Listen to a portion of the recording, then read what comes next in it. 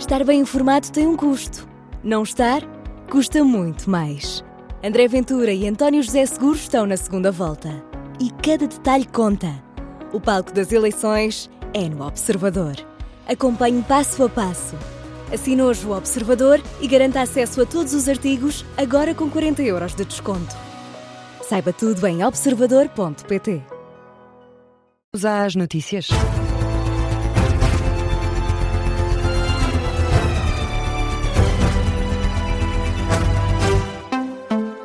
E começa agora o Jornal das 3, edição da jornalista Diana Rosa. E Diana, situação de calamidade prolongada até ao dia 8 de fevereiro. Decisão que acaba de sair do Conselho de Ministros extraordinário, que apresentou várias medidas para responder às consequências da tempestade Christine. Apoios à reconstrução das habitações permanentes, mas também de empresas e cultivo.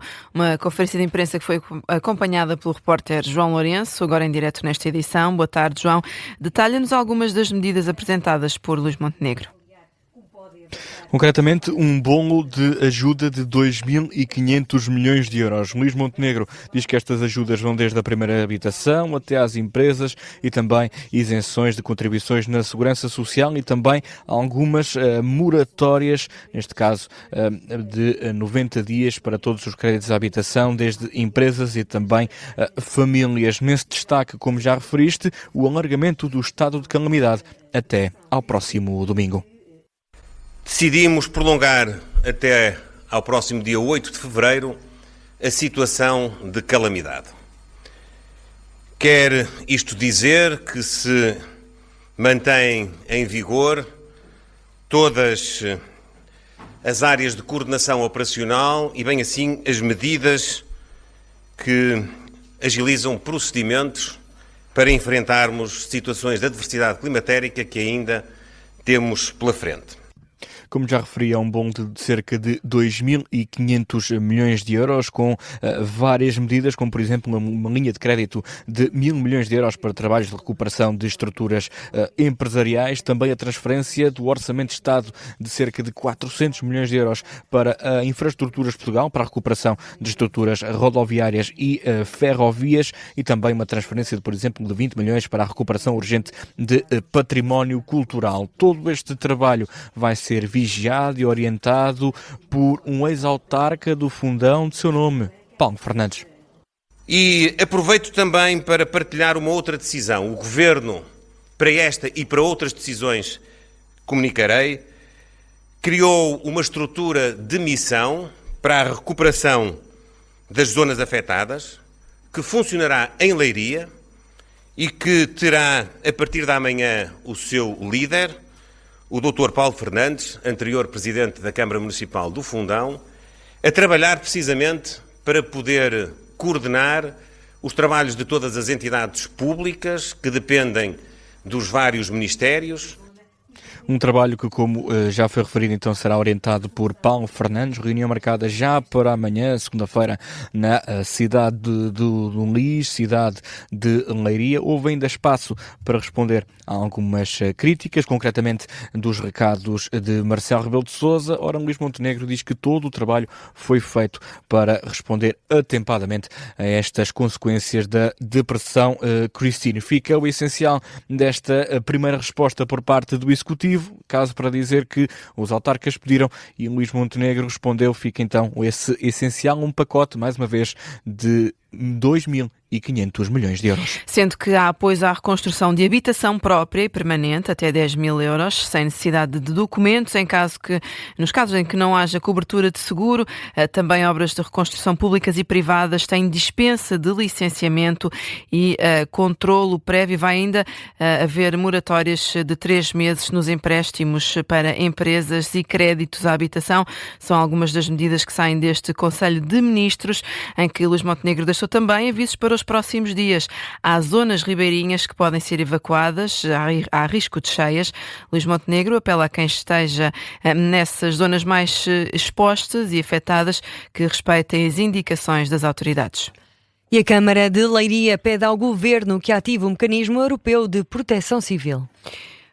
Informação adiantada numa conferência de imprensa conjunta com a Proteção Civil e a Redes. O autarca Gonçalo Lopes avisa que já é difícil encontrar geradores disponíveis. Quando dissemos desde a primeira hora que estávamos perante uma calamidade, nós estávamos no terreno a ver. E o desafio que lanço, porque já vai em atraso, tem que ser acionado o mecanismo europeu de Proteção Civil, porque os geradores que estão a ser mandados já não existem em Portugal, já não consigo arranjar geradores, virei uma central de pedido de geradores, já os meus colegas todos estão, eu enquanto estava aqui na reunião já consegui arranjar mais 3 ou 4, um de Mértola, um de Cascais, outro da Moita, mas para o sistema, caso ele nunca mais ficasse operacional, precisávamos para aí de uns 5.000 geradores. O alerta de Gonçalo Lopes, que lembra que esta região, caracterizada por ser muito industrial, precisa dos geradores da Europa. Final de fevereiro, Diana, é a previsão da E-Redes para que a energia esteja totalmente reposta nas zonas afetadas pela tempestade. A informação adiantada esta tarde nessa conferência de imprensa conjunta em Leiria. Ainda há cerca de 167 mil pessoas sem acesso à eletricidade, a grande maioria neste distrito. José Careto diz que vai demorar. Eu diria que chegar ao final de fevereiro com uma probabilidade elevada de ter os clientes com energia restabelecida, eu diria que é uma probabilidade elevada. Portanto, usando o seu raciocínio, acho que teríamos uma probabilidade elevada de poder afirmar isso. É o prazo mais provável, final de fevereiro, para que parte das pessoas afetadas veja reposta a eletricidade. É cerca de um mês no total sem energia em casa para estes clientes. E subiu para 9 o número de vítimas mortais relacionadas com a passagem da tempestade Christine. Um homem de 74 anos morreu intoxicado com monóxido de carbono por causa de um gerador em Monte Real, em Leiria. O alerta às autoridades foi dado perto das 2 da manhã. Em declarações à Rádio Observador, o tenente Francisco Rodrigues, da GNR de Leiria, alerta para o risco da utilização de geradores em espaços fechados. Explica o que aconteceu neste caso. É que o problema foi que o gerador foi colocado dentro de uma garagem com o sistema de ventilação insuficiente, o que impediu a extração correta dos gases do gerador. Pode ter originado aqui a intoxicação de monóxido de carbono. Aqui a recomendação mais simples que podemos fazer, e sem ainda investigação profunda do que aconteceu, é só que tentem garantir que a ventilação dos geradores seja a mais adequada possível e a melhor, para evitar situações semelhantes. A GNR de Leiria apela à população que não use geradores dentro de casa, nas garagens ou em anexos, mesmo com as janelas abertas. Estes equipamentos devem ficar apenas no exterior. E agora são 3h07. Vamos ao habitual espaço de informação local. Diana Rosa. Em Leiria, milhares de alunos e professores vão ser guardiões das dunas da Praia do Pedrógão. É uma iniciativa que pretende preservar e recuperar os ecossistemas numa parceria com o Instituto de Conservação da Natureza e Florestas. A primeira ação está marcada para a próxima quarta-feira, dia 4. Vai haver várias até março. É uma notícia do Jornal de Leiria. A Câmara Municipal das Caldas da Rainha vai reforçar as medidas de apoio às famílias afetadas pela depressão Christine e que estão em situação de vulnerabilidade. O município adianta que vai disponibilizar apoio em carências de primeira necessidade, nomeadamente bens alimentares, vestuário, higiene pessoal ou outro tipo de bens que vão ser avaliados caso a caso. As situações sinalizadas devem ser comunicadas à Unidade de Desenvolvimento Social. Em Lisboa, o Instituto Português do Mar e da Atmosfera emitiu aviso laranja entre a meia-noite e as 3 da manhã.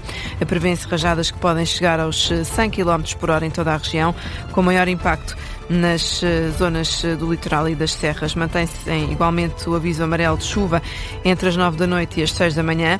As autoridades aconselham que as pessoas se afastem da costa.